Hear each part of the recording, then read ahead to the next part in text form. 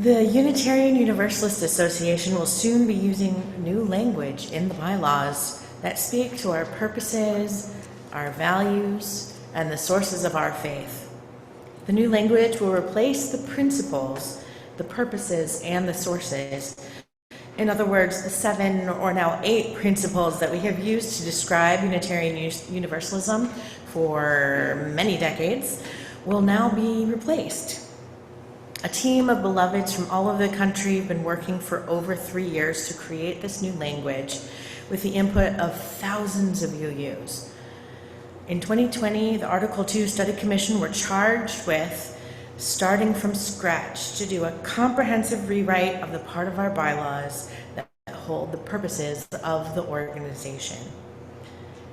In June of 2021 and 2022, the Commission brought this proposal, there are multiple different proposals, to General Assembly with language to reflect on. They asked for extensive feedback from the Assembly and from congregations.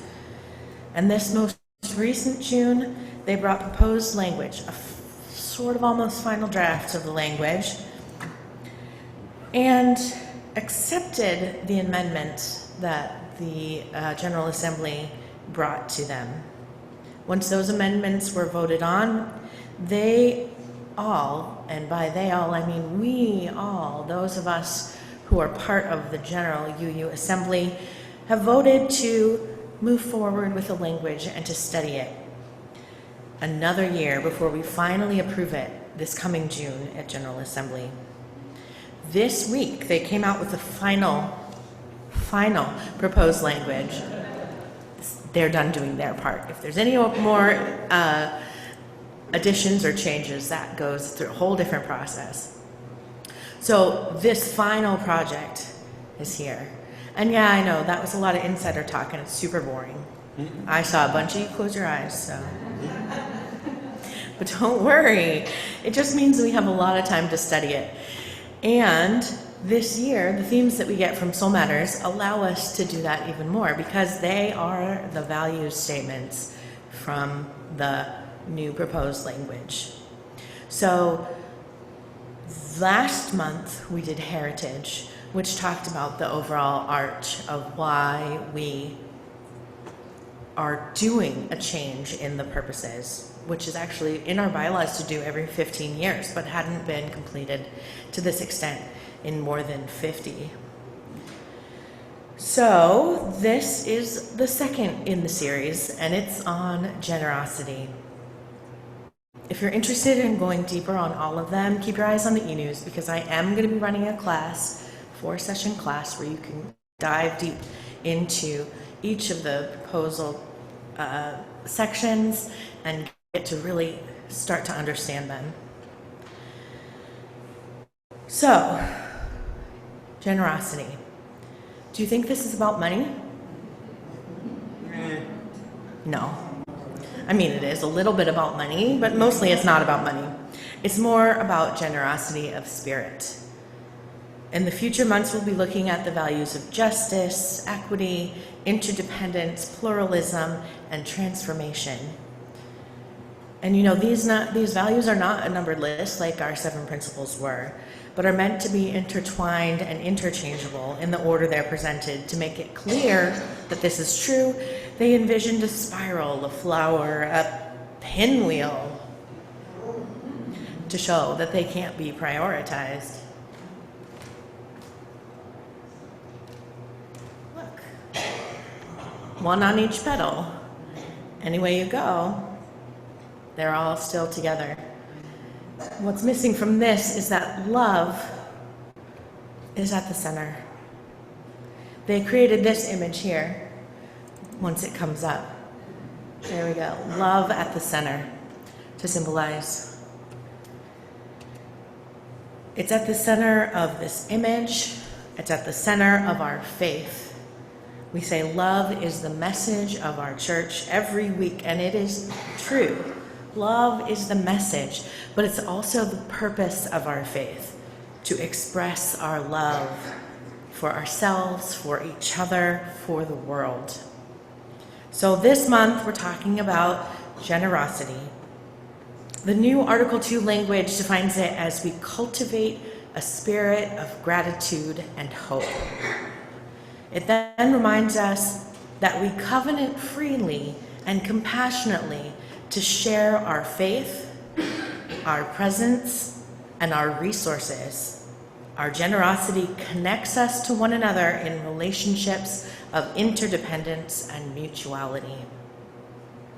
So we are guided by love to give generously of ourselves, giving our presence, our time, by sharing our resources, talent, and treasure, and by inviting others to join us, our trust.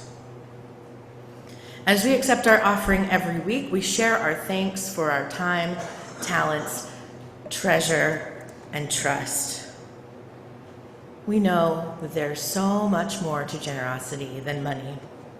Yes, we do need money to make ends meet, to pay our amazing staff reasonable salaries, and to maintain this land and the building.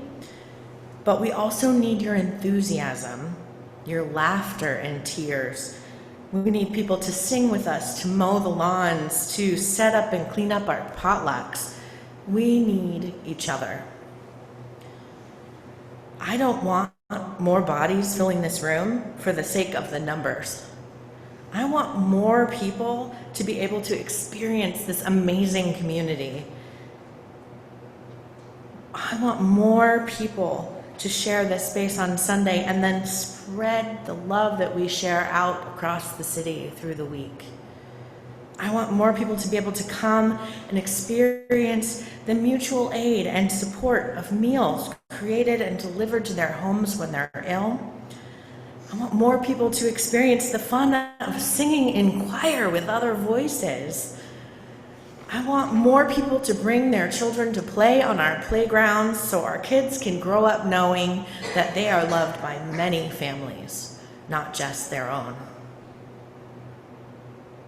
I want more people to come find out what it means to change the world together, to build muscles of compassion and forgiveness, to build the muscles of asking for forgiveness and making amends. I want more people to stretch their muscles of flexibility and resilience. This is why I'm a Unitarian Universalist. This is why I am a minister. I can see why some people might see generosity as about money. Obviously, we live in a capitalist society.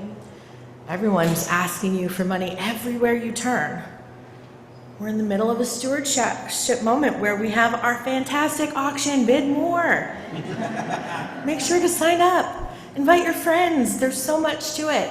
The auction is an opportunity not only to give to this community, but to build the community through fun and fellowship and play. We aren't here just to give to the congregation. We're here in a religious community for a variety of reasons. Some people come for spiritual growth and learning. Some come to find a place where they belong. And some come to share a love for justice, and some come to share their talents. You remember our message from earlier in the service? Sophie got a message from God suggesting that they have tea together the next day. Sophie was excited and nervous to meet God. I mean, that is a very important visitor. Sophie prepared for their arrival as best she could, being sure to be generous with the options for food and drink. And as friends stopped by to see what they smelled or what they heard, Sophie invited them in to meet the special visitor. She didn't tell anyone she was too busy. She didn't tell them to go away while she kept a secret she was going to be meeting God. She shares everything that she created for God with the people in her life, her community of beloved souls, and together they share games and laughter and food and fun. And that's exactly why when God was there. They were there in the preparations for the party. They were there when the folks listened deeply to each other. They were there when they laughed and played well into the night. The generosity of spirit that Sophie embodies is the same that we hope for in our congregation. When we're together, God is here. Honestly, I personally don't believe in God myself, but I believe in our interconnection. I believe in mutuality. I believe that when we're together, there's something more going on that I can't define. I believe that we are moved to action when we're together.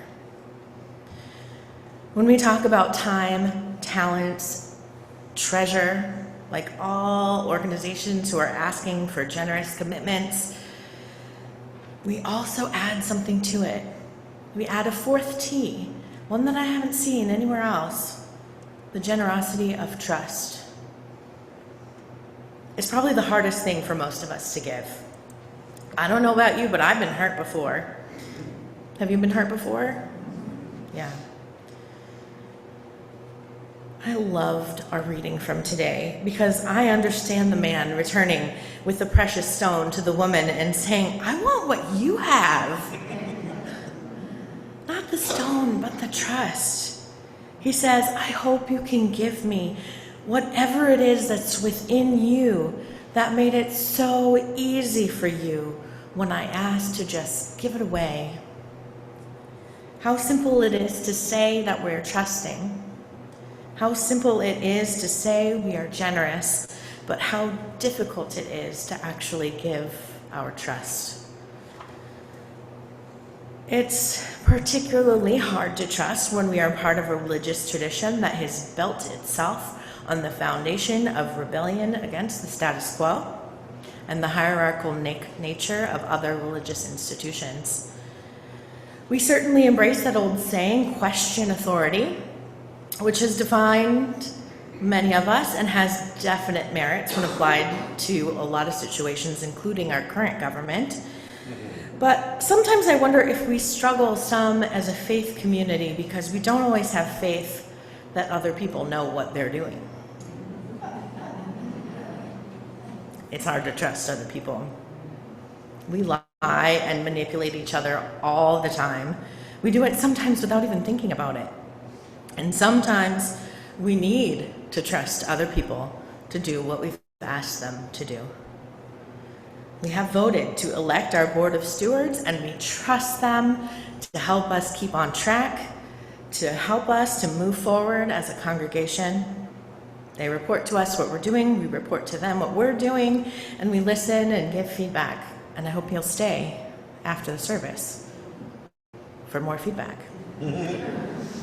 We hire our staff because we know we're trained to do their jobs.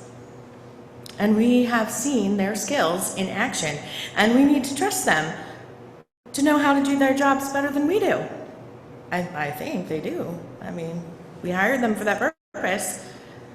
Many of you have amazing skills in music. Absolutely. And know how hard it is to be a professional musician. And we hired Jonathan to be our music director because he's skilled and talented, and we can trust him to know what he's doing. Some of you in the congregation started our religious exploration program 30 years ago, and you kept it going for years and years. And then we hired Adina to run our program, to keep up with the trends in religious education and to be creative. We trust her to do her job well and to ask for help when she needs it. And we help when she can't be here with us. We have another month, we can make it. We know that many of us have outstanding organizational skills, not me, but the rest of you. And we hired Raymond to be our office administrator because he knows what he's doing. He's proven to us time and again that he is skilled and has the capacity to do his job well. We trust Raymond to know that he's doing and to ask for help when he doesn't. And we have the capacity to trust our fellow congregants. We have the capacity to let the people who are new in our congregation have roles and responsibilities without second-guessing them. If we want our congregation to thrive, we need to trust them to share their talents with us, and we need to trust that they need to trust that we will be supportive of them. I know you're all experts on everything. I mean, I know that. We all are. We're experts on everything. I know you have expertise, and I know that folks joining our congregation have expertise.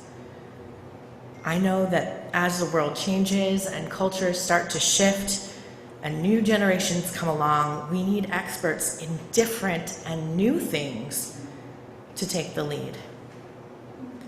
The concept of church is changing, just generally. It's changing. Our UUA bylaws are changing, and we need to trust ourselves, trust our organization full of trustworthy people who also know how to question authority and explore what it means to be alive in the times that we live in. We need to trust ourselves to know that we are able to weather the changes ahead. We know that we can do it if we trust each other. Can we trust each other to sing now?